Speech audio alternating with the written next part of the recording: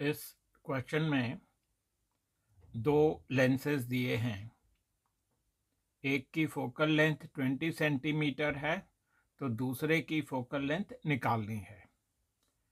एक ऑब्जेक्ट दिया है which is 15 centimetre away from the second lens, और ये दिया हुआ है कि जो फाइनल इमेज बन रही है वो 80 सेंटीमीटर पे है फ्रॉम द सेकेंड लेंस। तो इसमें जो आइडिया है वो बड़ा सिंपल है। आप पहले सेकेंड लेंस को एब्सेंट माने और सिर्फ पहले ये पता करें कि अगर ऑब्जेक्ट 15 सेंटीमीटर पे रखा जाए और फोकल लेंथ 20 सेंटीमीटर है तो ये लेंस इमेज कहाँ बनाएगा। विद दैट फॉर्मूला कि image distance is equal to U F divided by U plus F. Sign convention के साथ लगाएंगे।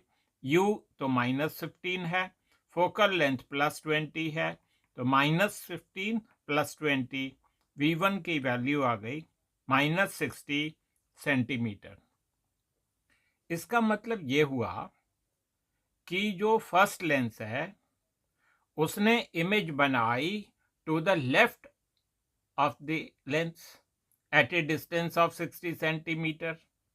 अब ये जो इंटरमीडिएटरी इमेज बन गई due to the first lens, it will serve as an object for the second lens, meaning ये जो ऑब्जेक्ट है अब ये 60 + 20 80 सेंटीमीटर पे रखा हुआ है।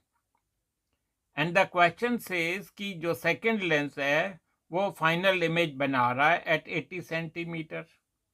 तो इसमें टेक्निकल पॉइंट लग रहा है कि अगर किसी भी लेंस के लिए u is equal to v, इसका मतलब जो ऑब्जेक्ट है वो 2f पे रखा है और इमेज भी फिर 2f पे बनेगी।